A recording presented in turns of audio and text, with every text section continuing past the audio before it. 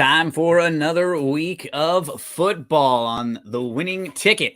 Eric from eTop21 Sports is here alongside Gino Bacola. We are very excited to talk some college football with you, and then we'll also get into some NFL. We'll talk some best bets for the weekend. Each of college football and NFL will go over one college football game of the week this week, and then for the NFL, we'll preview Sunday night and Monday night football.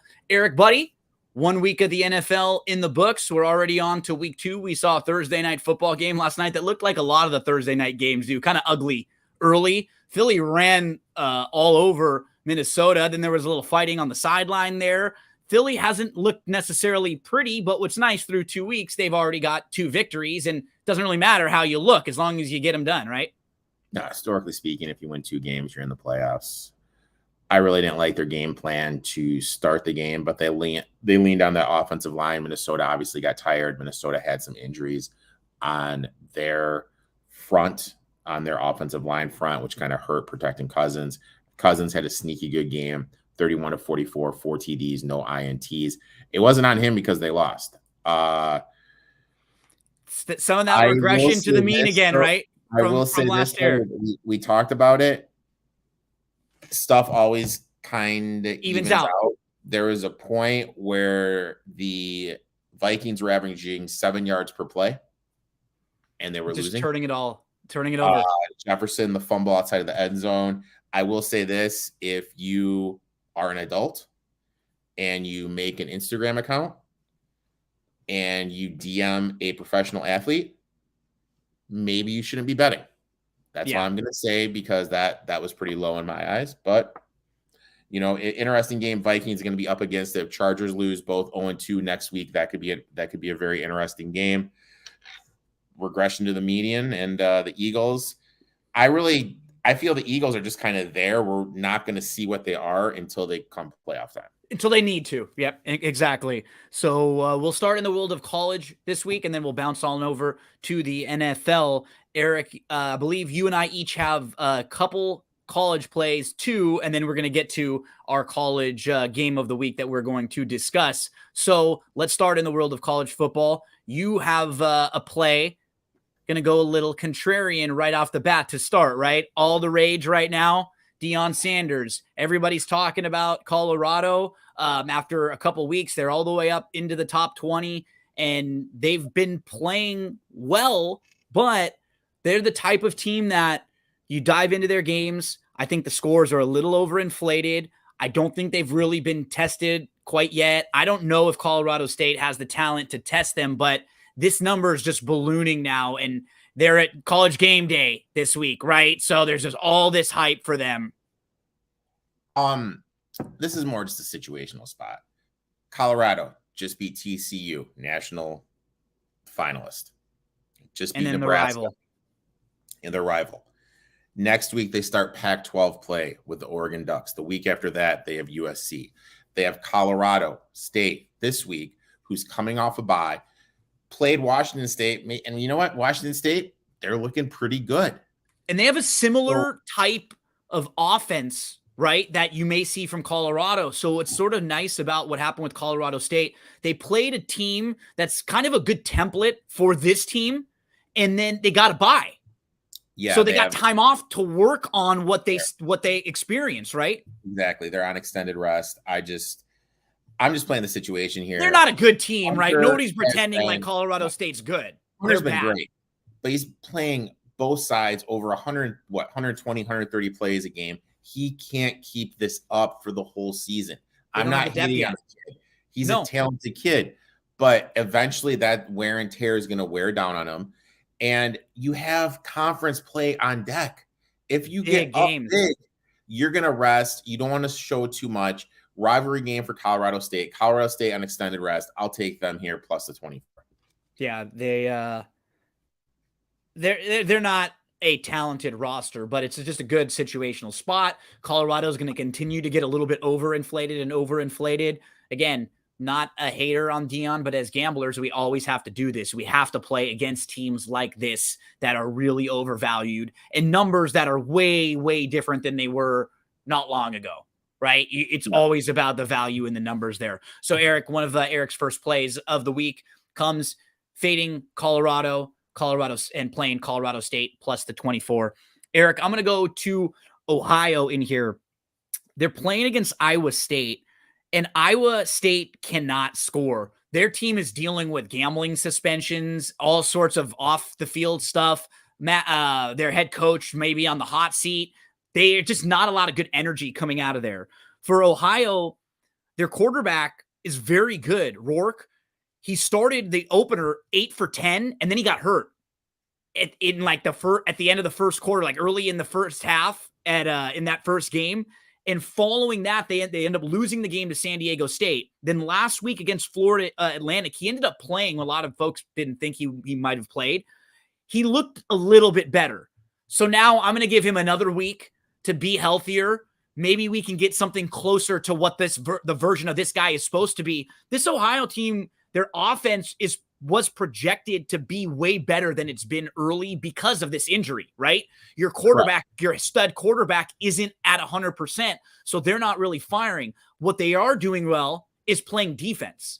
Their defense is excellent. They've only allowed 13.3 points per game so far, and they're going to run into a really bad offense. So they're a home dog in this situation. I'm going to play Ohio plus the 3 here.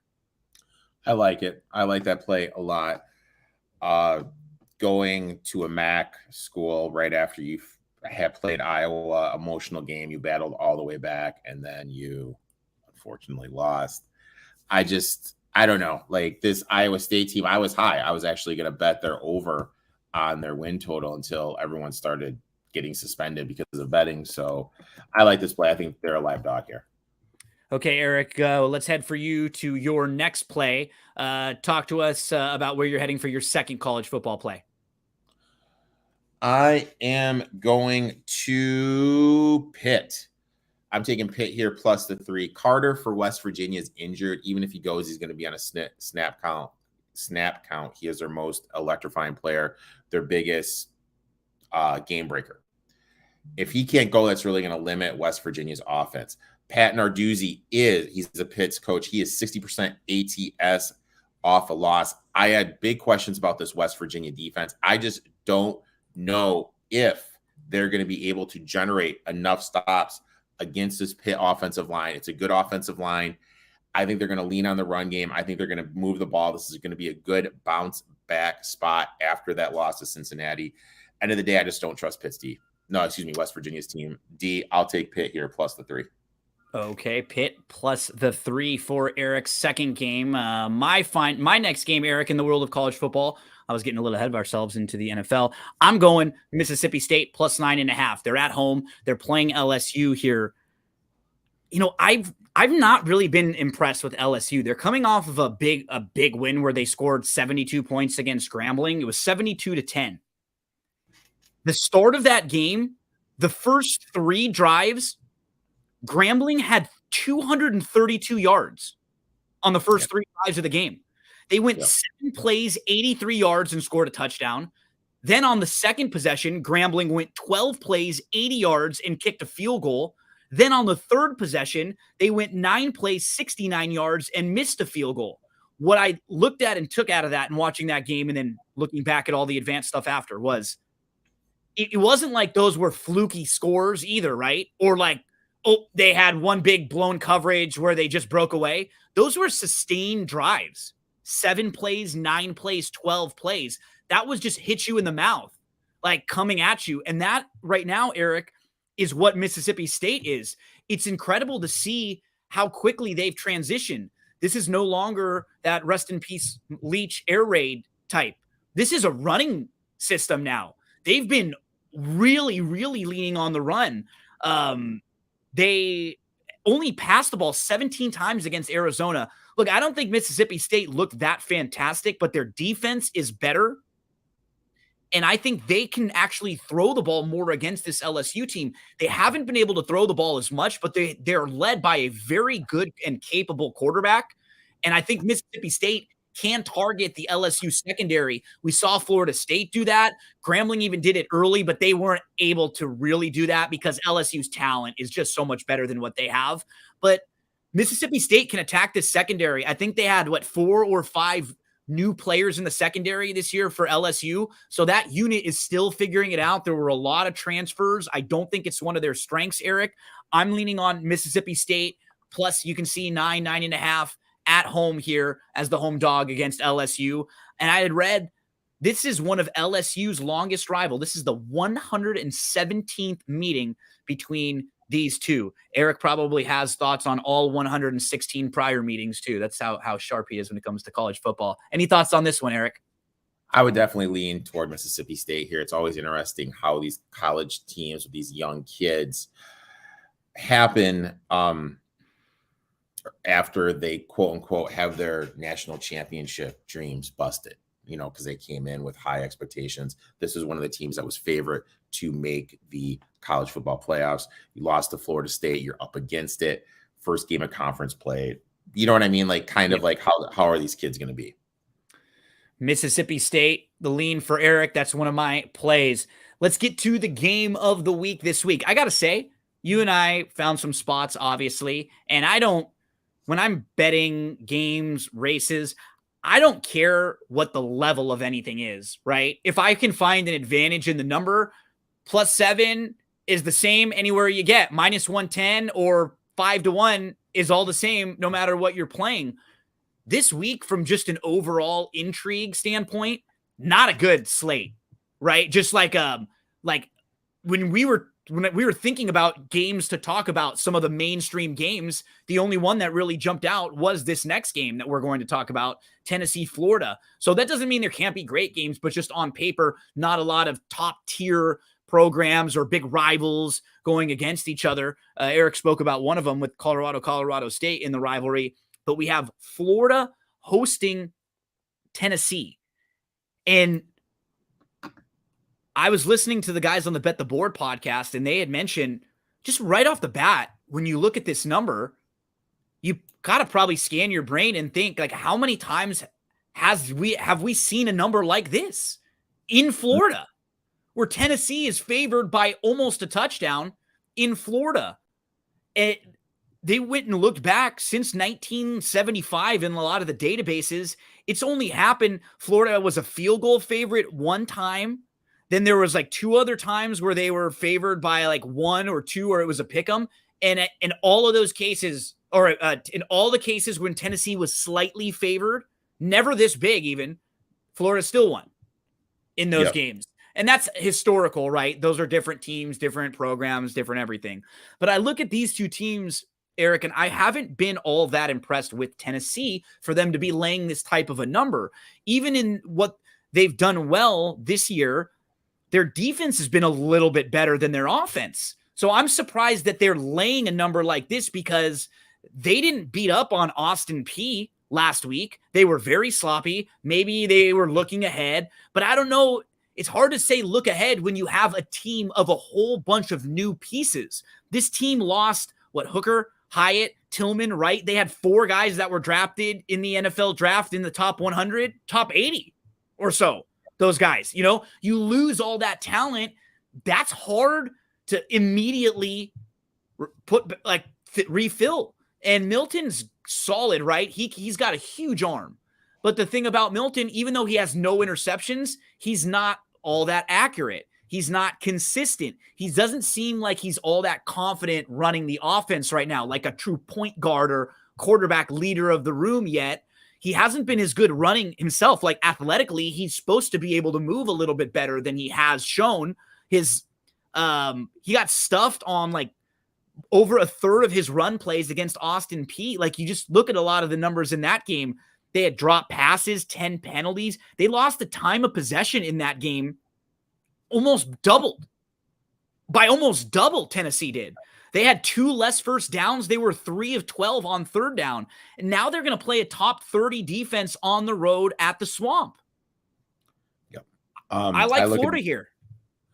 I like Florida too. Just to kind of piggyback what you said, Tennessee's offense, they lost a ton. They lost an NFL quarterback, an NFL left tackle, and not 1, but 2 NFL wide receivers. That's a lot of talent to come in. Can Joe Milton throw the ball? Hell yes. But he's just not that accurate. And you hit the nail on the head. Their offense has not looked good. And Florida's defense has been lights out. They played pretty well against Utah. They did. The defense held up pretty well there too. There was that one big play early in the game, and you sort of take that out. It was a little closer than the scoreboard might have suggested. Yep, their starting center for Tennessee could be out. Florida's getting their starting center back. I just don't know if Tennessee's offensive line is going to be able to win the point of attack against Florida. I think Florida's going to be able to get Milton, pressure him into some mistakes. And I'll be honest, I don't trust Tennessee's defensive line to be able to stop Florida's rushing attack. That's Napier. Key. Yep. Napier, the coach of Florida as a dog in his career, he is 17-5, 77.3% ATS. At Florida as a dog, he is 5-1. This guy does cover as a dog. He's going to get the rushing game going. I like Florida here, plus 6.5, and I also bet him on the money line. Yeah, Florida, you mentioned, should be able to run the ball here.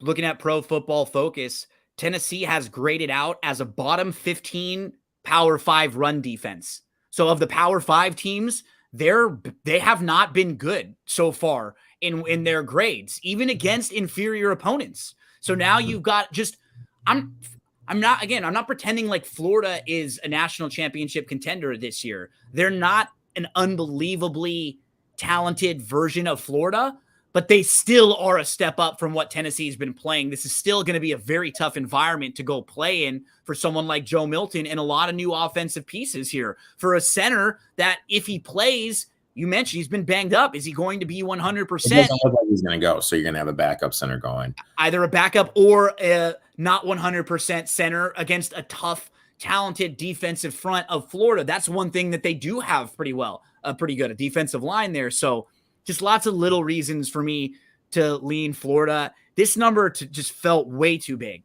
I just thought it was way too big. I thought it was like a field goal too big.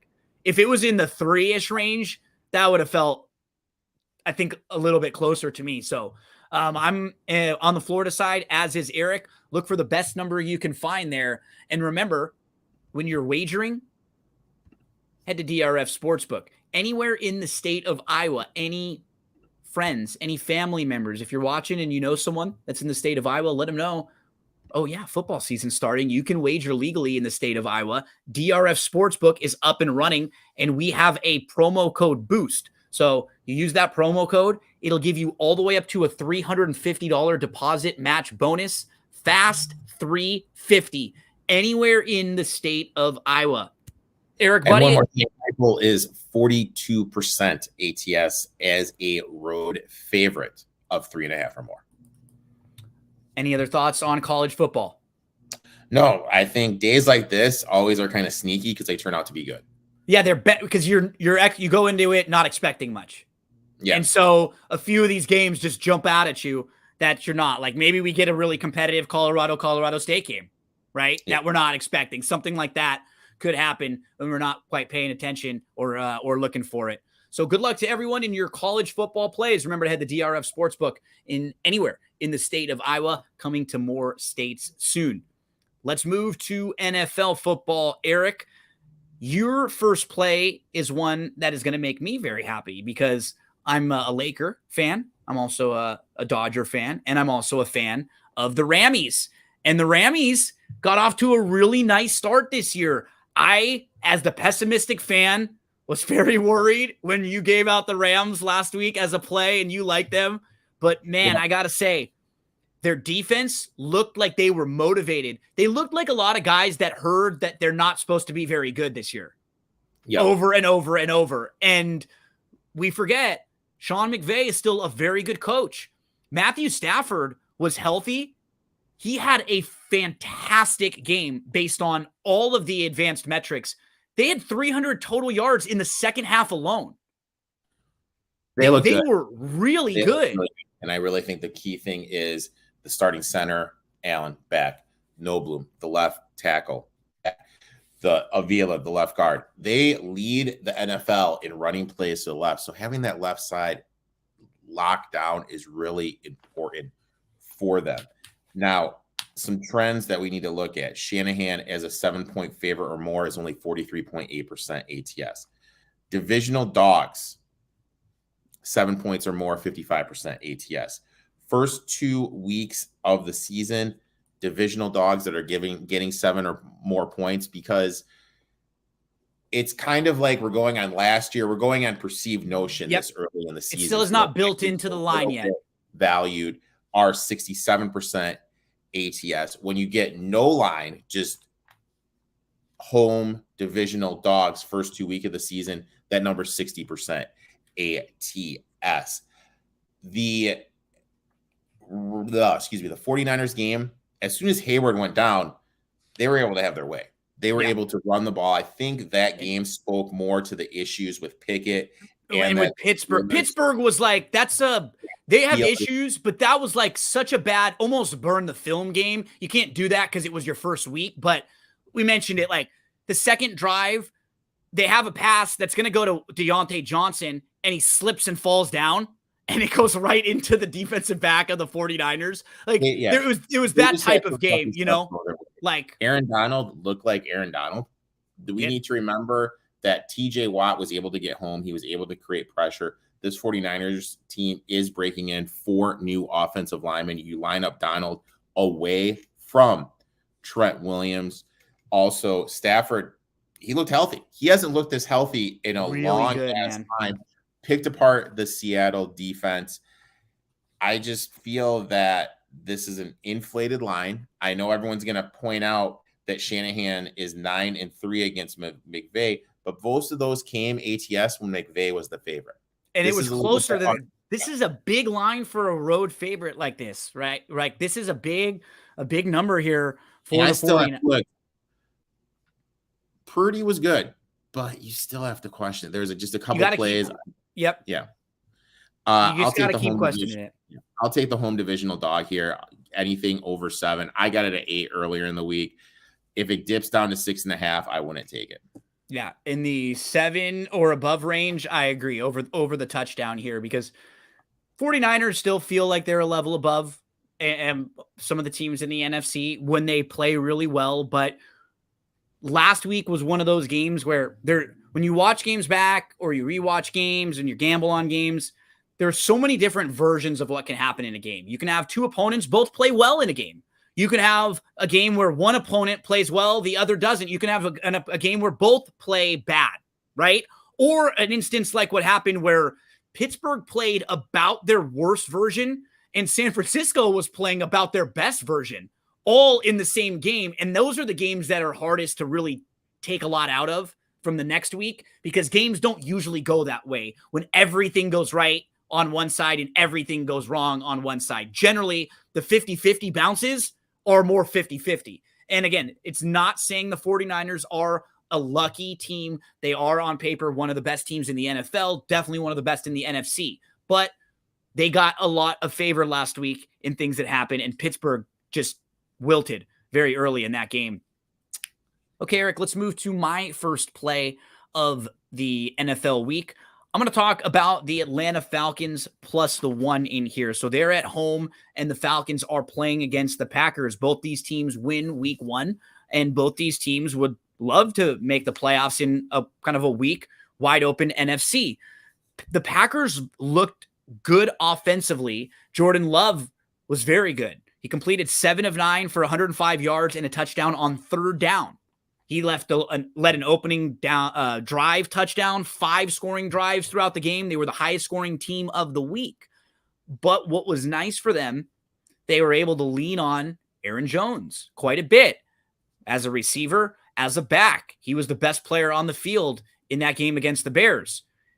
Lots of question marks about his health this week. And if he does go, how healthy is he? They have to lean more on A.J. Dillon, who's a fine backup, but nothing like an Aaron Jones, nowhere near the dynamic type of player and the versatile type of player. Last week, Dillon didn't carry the ball very well. You're just not going to get the explosion from him. What'll be nice is if Dillon gets you like 15 to 20 carries, he'll probably wear down defenses and be able to break some late tackles, but just totally different types of playmakers there. And you wonder when you come out of that game with the Packers and the Bears, Was it more the Packers being great or the Bears defense just being that bad? Because I grade the Bears having one of the worst defenses in the league, Eric, and I think you do too, right? They're hands down the worst defense. They are a high school level defense. And that's the $1 million question. Is Love good, or do the Bears defense just brutal? I think that we're going to find out. The DBs, the new additions of the DBs, Bates and crew really look good for the Falcons. I'm on the Falcons with this as well. I think the big thing is this two-headed running monster that we're seeing with Algier and Bijan Robinson. Packers historically have struggled against the run. I think we can kind of see what this Falcons team is. They're going to lean on the running game and play good defense, kind of like the vintage Ravens did back in the day when they had Trent Dilfer. I love the Falcons here. I was high on them coming in the season. I'm on them as well. Yeah, and I don't want the Falcons to try to play an air it out way, but I do want to see them try to use their playmakers a little bit more. Like you use high draft picks on Pitts and London. Let's use these guys a little bit. Let's target them a little bit. Let's get creative, because I like Arthur Smith. I think he's a very good offensive mind and a very good coach overall. And I think Ridder is capable of more than what Mariota was last year. They know more about Ridder. They've practiced with him and they understand, but I think you're going to have to do a little bit more than you tried last week to win this game. Just offensively open it up a little bit more. They didn't have to last week. So why are you forcing it, right? Your defense played really well. You were running the ball pretty well. You took advantage of turnovers and scored, and that's what you wanted. So can we get a little bit more from Ridder here? I'm hoping. I like the fact that you're getting a little value on the Falcons. Play them on the money line or the best number that you can get on Atlanta here on the Falcons. The key, I still don't think enough people are giving their defense credit.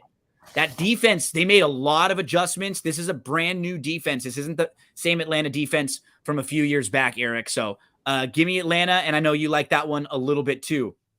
Your second play is a bounce back from week one, a team that looked one of the worst in week one, but something we've become to see a little bit of a trend, because in each of the years, the first year, I think it was during the pandemic, so there were no camps. Then Burrow's been banged up a couple other times. Same thing again this year, where he didn't have a whole lot of reps in training camp, and he came in, and you could just tell the guy was a little bit rusty. They've been notorious slow starters. Now the Bengals are going to come home, and they're going to catch a team that is really banged up, a divisional rival that's got a lot of injuries coming out of week one. Huge injuries. The first thing I noticed is Burrow's 58% ATS as a home favorite.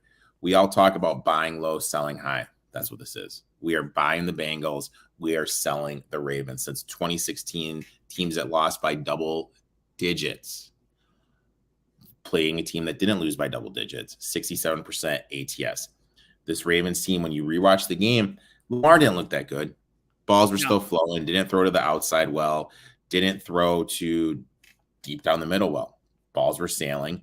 Now Powers is out. You're going to be out 2 offensive linemen. Powers, who they lost from last year. So you're essentially down 3 offensive linemen from last year's team. Now you're going into Cincinnati. You have Reeder, Hendricks, an elite defensive line that's going to be able to get to Lamar Jackson. And then they also have injuries in the secondary with Humphreys and Williams. And you're facing Jamar Chase, who averages 7.5 receptions, $115. And he's a DFS target for me this week, because he's one of those types of guys that you almost can pencil in after a bad week, a bounce back week. He's one that they're going to target. I think him and Higgins are both. Higgins was they were 0-8 when targeting Higgins last week. Higgins had 8 cards. Obviously the prop play to play here is Higgins. I think Higgins is going to be under owned too. I just don't think the Ravens have enough. I'm a little bit down offensive linemen, down DBs, implementing a new offense that didn't look that good. And I'll say it, if Stroud was anything, the Texans are covering that game. I'm going to take the Bengals here in the bounce back spot. I'll lay the 3. If it gets over the 3. No. 3, this is my plan. I agree. No. I agree with you. I still think the Bengals play really well in here, and it's a great matchup and everything. But you have to remember, folks, you have to be disciplined with the numbers. You can love the Bengals in this spot and think they're going to win by 20, but don't make that cloud the way you would bet and take a bad number. If you really want to bet this and it's 3.5 out there or a bad number right now, wait, try to play it in some sort of, maybe you play the first half instead. Maybe because then your line's a little shorter. Maybe you wait and just play in game, right? The game starts, Baltimore scores first, and this number trickles down a little bit and you get better value on the Bengals. But one thing you can always do is make smart wagers. We can't control what happens after those wagers are made, right, Eric? Like, referees can have bad calls. There can be injuries in games. The way that we analyze the game can be completely wrong, and it can just not even happen at all. But one thing that I've learned in my years now as a bettor is I can constantly make sure I make smart wagers and take good numbers and don't take bad numbers. And if I always do that, I feel like I'm doing my part, at least a good amount of my part. Yeah, you always want to try to play the best possible number. You don't want to chase it. What the one thing you don't want to do is you don't want to buy points. You never want to buy. No, points. I never do that. I would never. In the live betting market now, it makes it so easy to wait to get a better number. If you missed it, you buy points. It's going to mess with your ROI. You're already behind. As soon as you buy points, you're already behind right off the bat. I just kind of feel like, look, you can't get the 3. Wait, you know what? There's better things to do with your, don't force the bet on a bad number just because you want action now. No, there's 16 of these football games each and every week for the first few weeks. And then, in the 13 to 16 range, we've got a bunch more weeks left. College. Though, if you think the Bengals, I didn't mean to cut you off. I apologize. No, please. The Bengals are going to win this game. I think the bet you need to piggyback it with is the Ravens not to make the playoffs. You can find that best number I found was plus 160. So Bengals for Eric. This next one, keep in mind that we've heard today, Eric, we were just talking about it before it started, that Stroud is a little banged up, right? There's a possibility of Stroud not playing for the Texans. Correct. So I think Stroud will be a good quarterback. You pointed out that he did struggle a little bit in that first game. I don't think he played poorly. Struggled linemen too. I mean, we got to take that with a grain of salt too. They used all 3 timeouts in the first half with 8 minutes to go in the half, right? Like just some young rookie stuff. Mm-hmm. So even if he's not in the game, his backup is one of your and my personal favorite player. Long neck, that beautiful long neck, Davis Mills, who's been in the Texan system for a few years. He's been around and he's experienced. And I got to say, he may not be a franchise starting quarterback. He's played a couple years now. I think he's a very serviceable backup quarterback. Like when you put him on the list of backups, I think he's fine. So that wouldn't even bother me as much. I just was shocked that a lot of these numbers were leaning Colts. Like a lot of the numbers you were seeing were Colts -1, Colts -1.5, and the Texans are home in this game. I thought the Colts played fine, but Richardson was a little banged up at the end of the game. Doesn't seem like there's a designation for him this week. He looked like a young kid also. He had a bad interception early, some really impressive runs, good stuff on very scripted, predetermined plays, right? Where he's like a slant's going and he can make that throw where there has to be progression or he has to make tougher throws. Well, that's always been the knock on him. Can he do that? We'll see. They were only 1 of 5 on 4th down. They were sloppy in the red zone. I just thought that you, I think, hit this exact point. So I'm stealing it from you, but I'm giving you credit. So at least I'm giving you some credit for it. But of all of the units for these two teams, I thought the Texans defense was the most impressive. I thought that side coming out of week 1, and that was something that was built into our preseason analysis of the Texans. We thought their defense would be very good with a new head coach that was a fantastic defensive coordinator. They added some pieces on the defensive side. They had 4 sacks. They forced 2 turnovers of Lamar, and they held Baltimore to less than 270 yards of total offense. They were only down 7-6 at half, you know? But like you said, offensive line didn't do a great job. He got sacked 5 times in that game. So you need a little bit more from them. And I just think it's a good spot to get a little bit of value on the Texans in here. So give me the Texans. And I say you wait on this a little bit because if Stroud's not in, you're going to get better value based on the Mills number. So I think you just wait as long as possible on this, probably, right? Yeah, I would be in a holding pattern here, just to kind of see what happens. Another thing to remember is, who are the Indianapolis Colts to be laying points on the road? I'll be honest. Any opponent in the league.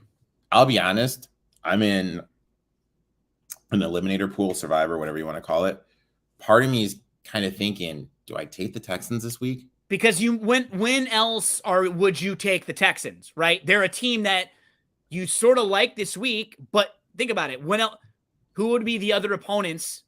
And this is when you have to know your rules. Like this one here, Thanksgiving Day counts as a day.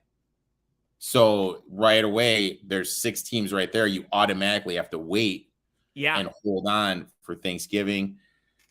Maybe I'm seriously contemplating taking the Texans here. I like this bet a lot. I think they're going to be able to run the ball. The Colts allowed Etienne, when the Jaguars had offensive line issues, to run for over 100 yards. I think this is a great bounce back spot for Dameon Pierce as well. Sleeper in DFS. I like the Texans here. I took them plus. I took them plus the 1.5. So we each have one more play, and then we'll preview Sunday night and Monday Night Football. Eric, your final of 3 plays. You're going to stay in the NFC West with another play. You're going to go for another bounce back this week. You're playing against your Lions. Just this number is starting to creep up too high. It feels like too much of an overreaction in the number from week 1, where you have Detroit get a big win on the road against the Super Bowl winning, last year's Super Bowl winner. And then you have Seattle lose to a team that was projected to be one of the worst teams in the league this year. Yeah. So in complete perception, all of a sudden the world's caving in on Seattle. They're the worst team in the league now. And all of a sudden Detroit's a major Super Bowl contender because they beat the Chiefs at home. 100%. You look at this. Carroll as a dog, 47, 31, and 3. That is 60% ATS. Carroll, after losing by a TD or more, is 57.9% ATS. The 2016 stat that I mentioned, teams that lost by double digits, playing a team that didn't lose by double digits, 67%. But the one that really stood out to me, when on the road, it's 24-1 since 2016. Seattle lost by more than 10 on the road. Look, last week, this was Lions -2.5, -3. The Lions went into Kansas City. They won a game they normally lose, but the Chiefs didn't have Chris Jones. And they only put up 14 points because 7 of their 21 was a pick 6 by Brian Branch. Kelsey, huge in what the Chiefs do in their third down efficiency numbers, wasn't on the field. If Tony actually catches the ball and the Chiefs win this game, this number is a lot less. I'm looking at this like I'm getting 3 points of value on the Seattle Seahawks. I like Seattle here. I think DK Metcalf is a very sneaky play. You look at what he did production-wise last year in this matchup.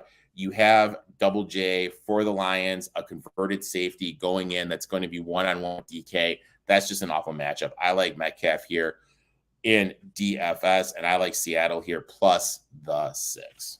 Seattle plus the 6 for Eric on the bounce back number feels too high. I agree with you. At 3.5 and over, that just started feeling like too much right now for what we know on the sample size of these two teams. As we move to my final play, the Titans plus the 3 in here. Titans are at home. They are hosting the Chargers. So the Chargers, a 3-point favorite on the road. Chargers last week ran the ball for 230 yards, but they lost. It was the most rushing yards in a franchise, it tied for the most in a franchise loss in history for the Chargers. You play against a Tennessee team that's very good at stopping the run. So I don't know, you're going to be able to run the ball against them. They were the best in the league last year against the run. Chargers get the ball back down 2 with 2 timeouts. They can't move the ball at all, which was a little disappointing because they were able to score through a lot of the game. Where they struggled was their defense. Their defense, Eric, was historically bad in game 1. They allowed 536 total yards, 8.2 yards per play. The Dolphins ran 65 plays and gained 30 first downs. They are, based on the DVOA metrics that rank teams and ranked plays and our fantastic metrics we've been looking at for the last few years. Based on offense, the Chargers and the Dolphins were the top two teams on offense. But based on defense, they were the bottom two teams. But the difference between overall where they stand, it's incredible. Miami's 7 and the Chargers are 27 overall, because that's how much worse on a down-to-down, play-to-play that the defense was of the Chargers. They actually got 2 turnovers with an interception and a fumble recovery, and they still allowed 530 yards and 8.2 yards per play. It's insane. I think the Titans should be able to throw the ball more now against this Chargers team. Tannehill was terrible last week. Eric, he's the entire reason they lost that game. 100%. Yeah. The rest of the team played really well. Tannehill had 3 interceptions. He missed a wide open pass to the tight end, Okunakwa, that would have been a touchdown, no doubt about it. He only completed 16 of 34 passes. His best play of the day was a screen pass to Henry, who went 46 yards. He was 3rd worst quarterback of the week in EPA per dropback. His completion percentage was 10% below expectations. He got pressured a lot. So the offensive line's got to do better there of, keeping him protected. But I just like the spot in this game too. This is another one where you're going to give me Tennessee and Vrabel at home. I think you gave me the number that he's 64.5% against the spread as a dog, and now we're a home dog there. So yeah, this is usually a spot I'm going to take Tennessee when they're going to get a field goal or over. 24, 15 and 1, 61.5% as a dog when getting 3 points or more. 23, 9 and 1, 71.9% ATS. Huge coaching matchup advantage here in my eyes. I'm on this as well. And an interesting one I found, Herbert is like 15 and 30 ATS second half. That's just a lack of adjustments. Coaching matchup at home. Chargers struggle to stop the run. I like the Titans here plus the 3. So we finish with our best plays of the weekend. Now let's move to Sunday night. And actually, there are 2 Monday Night Football games this week. So for Sunday Night Football, Eric, we head to the Patriots. New England hosts the Miami Dolphins. We just talked a little bit about that Dolphins team. And the Patriots are home, and they're in the 2 to 3 range. If you like the Pats, look for that best number and see if you can get the plus 3 on the Pats, because diving into their game, Eric, they turn the ball over, and then and that leads to a touchdown. On the next play, they turn the ball over again, and they're down 16-0 because 2 turnovers result in immediate touchdowns for Philly. Following that, they start to figure things out. They had to throw the ball way too much because they're already down by 16 at that point, so it's hard to be consistent with the run. But they get right back in the game. Mac Jones actually looked pretty good. They had 382 total yards to just 251 to the Eagles. They won in yards per play, 4.9 to 4.1. They couldn't run the ball. They couldn't run the ball at all. They were without a couple of their starting linemen. I was pretty impressed with the way the Patriots offense looked, and even the defense. They didn't really allow much from the Eagles offense. It was just sort of a nondescript victory for Philly because they were gifted some turnovers early on. I think it's a good spot for the Patriots as a home dog. You also got to think they can't go to 0-2 in what looks like a competitive division. This is a big game, especially when you've had 2 of these games at home. The Dolphins, they were able to go up and down on that Chargers defense. I don't think that's going to happen here. They're not going to, I don't think they're going to be able to attack that type of secondary at all. Yeah, I like the Patriots here plus the 3. You mentioned it. The thing that stood out to me is the Eagles only had 4.1 yards per play, only had 61 total plays, and only had 251 total yards. This Patriots defense played good. There were some silly turnovers at the beginning of the game that got them into a deficit, but they're still in a position to win the game. Down a couple offensive line, down their left tackle, which hurt their run game. They were only able to rush for 76 yards. I do think they need to rush. I think it was a combination of him being out, game getting a little off cue because of the early turnovers. Look, you're getting the Finns, who just played in Los Angeles, Now they probably traveled back down to Miami, now traveling back up to Foxborough, and you're going from playing on a fast turf to playing on grass where it is raining currently in Foxborough. It's going to rain all day Saturday. It's going to be a wet field. They're not going to be as explosive. You have the Patriots defense that looked really good. Armstead's hurt. Patriots have a legit defensive front that's going to be able to get to Tua, make him come off cue. You look at Belichick, 58% ATS as a dog. After a loss, 41-18. After a loss without Tom Brady, 64.7%. He has proven that he historically rebounds well after a loss. I'll take the Patriots here plus the 3. You're muted, my friend. I can't hear you. It's like the first time I've hosted one of these, Eric. We head to Monday Night Football. We both lean on the Pats. Try to get the plus 3 there on that number. I have no problem sprinkling some money line there on the Patriots. Also, Monday Night Football. 2 games this week on Monday Night Football. First up, Panthers, Saints. The Saints head to Carolina. Carolina as a dog in this one in the 3-ish range, Eric. Their defense played pretty well. They held the Falcons to under 225 total yards. Offensively, they made some mistakes, and that's what hurt them, and they gave the Falcons the ball in plus territory repeatedly. The 3 turnovers cost them 2 interceptions. Those 3 turnovers, the Falcons scored 17 points. That ends up really, really hurting them. Young didn't make any big-time throws. He had 2 turnover-worthy plays. His receivers accounted for 63% of the passing yards after the catch. He actually had 8 throwaways. It just showed a lot of the times they're not getting separation. We mentioned this. We were worried about Thielen, his ability to get separation. We're worried about the way that these receivers sort of slot in. There's not really a true number 1 receiver that takes attention and that is a focus of the defense. So you have a lot of guys that are playing against, and getting like 2 different players probably focusing in on them. They're not used to being in this situation where they're getting all that attention. Then on the flip side, you've got the Saints, Eric. I was less impressed with the effort of Tennessee than it was being impressed with the Saints, right? Because if Tannehill connects on a couple of those passes, they probably lose that game. Carr did start to figure it out a little more early in the second half. He had a nice touchdown pass to Shaheed, and the defense didn't allow a touchdown to Tennessee. Again, that was a little bit of ineptitude from Tennessee, but that's probably where you have a strength for the Saints. This is a divisional game where you have another home dog in the division. Can you jump in on Carolina here, Eric? I want nothing to do with this game. Yeah, literally.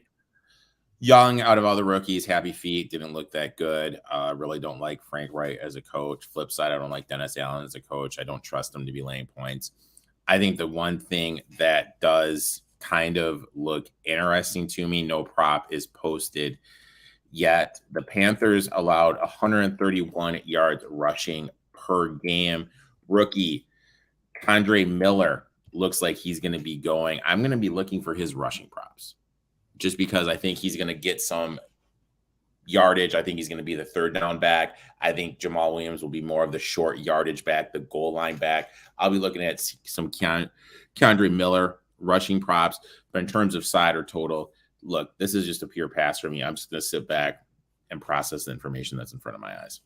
Game 2 of Monday Night Football. We have the Cleveland Browns heading to the Pittsburgh Steelers. 2 of the teams that were on about as opposite sides of the spectrum in week 1 as you could have been if you were doing power rankings just based on week 1 alone, not on perception, not on anything else, just how teams played last week. The Browns wouldn't have been lower than 3, I think, as far as anyone's how well they played. And the Steelers probably wouldn't have been any higher than your 3rd worst as far as how poorly they played. So 2 teams, for as far as our perception of them right now, we're hearing a lot of people talk about the Browns are for real. And they are, right? Like, I don't even think that's a wrong perception. That defensive line is for real. They're good. They made the Bengals look bad. And you got to give Watson credit. Watson made throws. He ran the ball pretty well because it was tough to throw in that weather. That Burrow couldn't play. Yeah, the plays that he couldn't make in that game. And it was impressive. Now, though, it is built in a little bit to the number, the perception of that, where we have the Pittsburgh team now as a home dog again, dealing with some injuries. Cam Hayward got hurt. Deontay Johnson got hurt. Pickett did not look very good. They had 5 straight 3-and-outs. With 6 minutes left to go in the first half, they had 45 penalty yards and 1 offensive yard. They just got beat up all over the place. They couldn't stop the run. What was the most frustrating to me, Eric, and probably I imagine for you too, as we played the Steelers there. The first half, everything's going wrong. And then somehow Pittsburgh's able to score a touchdown right before the half, and they were only down 13, right? And so going into the half, you're like, you just scored. You get a little bit of momentum. You're not even down 2 full scores here. And right out of the half, McCaffrey breaks a 65-yard run on like the 3rd play. And it's like, are you kidding? You almost felt like things were so wrong and we're only down 13 and they still couldn't come out and get motivated. That was what frustrated me. But this feels like one of those Mike Tomlin games where they're ready to write us off. It's us against the world. We're a home underdog again. And you got a divisional rival here. I just couldn't lay the points with Cleveland in this spot. If I'm playing this game, it's got to be Pittsburgh on that side and Pittsburgh plus the points. Yeah, I took Pittsburgh here plus the points. Look, Tomlin off a loss, 58.6%, 24-34 ATS as a dog, 51-28-3, 64.6%. Home dog, 15-5-3 ATS at 75%. Let's look at Stefanski. Stefanski, since he became coach of the Browns, against the Steelers, Ravens, and Bengals, he is 6-13 ATS. Against Tomlin, 1-5 ATS. So he really struggles to cover against the Steelers. And in the division, Conklin's hurt. I really think this is a big injury that seems to get lost. He is their starting left tackle. He is their best offensive lineman. He has a torn ACL. He's out for the year. You're going to be able to line Watt up over there. Obviously, there are some injuries. I'm just going to trust Tomlin here to come up with a game plan. I think they're going to use Washington more to block. I think they're going to go more heavy set. They're going to lean on Najee Harris, get that running game going. Obviously, Allen Robinson. I think we had an Allen Robinson sighting.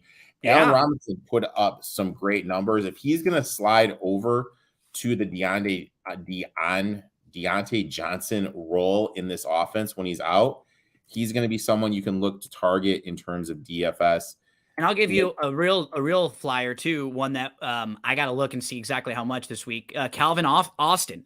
So he finished week 1, 6 catches, 6 targets, only 37 yards. But what was nice, he had 2 contested catches. He had 4 missed tackles forced. He lined up out wide on 86% of his reps. So he's not just a slot guy. He's someone they can move around a little bit. If you're playing a DFS lineup, throw him in 1 or 2 of those. He'll be a total flyer. If he could catch you a touchdown or have a nice 5 or 6 catch game where he can get a little more yardage, that could be really helpful for a lot of your lineups. I mean, that's a good find. Allen Robinson, he led them in targets with 8. Yeah. So, I mean, I don't know. I think the value definitely here is on Pittsburgh here. I'll take him here plus the points.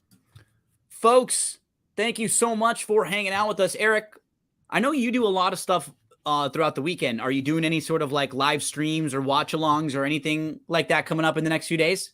Myself and Jim will be live Saturday morning talking the college football slate. And then you and I will be live Sunday morning. And you can follow Eric at Etoff21 Sports is the website. And on Twitter, you're just Etoff21, right? Yeah, I messed that up. I messed the branding up when I made my years back. No worries. But Etoff21, if you just want to follow on Twitter, and you can always find out all the stuff that Eric has going on. If you're a college football fan, you'll enjoy listening to Eric on the Saturdays with extra stuff that he has. Sunday morning, we will go through all of the DRF Sportsbook lines that are up to date. And Eric and I have a show that's called NFL Betting Blitz. So we'll have the full preview of all the Sunday and Monday games, the up-to-date lines at that moment, injury issues. And then we also talk a little DFS there as well. We give out some fantasy players and maybe even a prop or two that we like. A lot of times the prop totals won't come up till a little bit later. And then we've had more time to know exactly what the injuries look like. I do a lot of my DFS stuff Saturday, kind of building my lineups, formulating everything, putting it together. Eric, buddy, good luck to you this week, man, and all of your plays. I will be talking to you Sunday. I'll be watching along with your watch along with Jim tomorrow. Folks, thanks so much for hanging out with us, and we'll be back next week. Remember, every Friday, 6 o'clock p.m. Eastern Time, the winning ticket. And don't forget about that promo code FAST350. That'll get you all the way up to a $350 deposit match bonus when you sign up for a DRF Sportsbook account. We'll see you next Friday.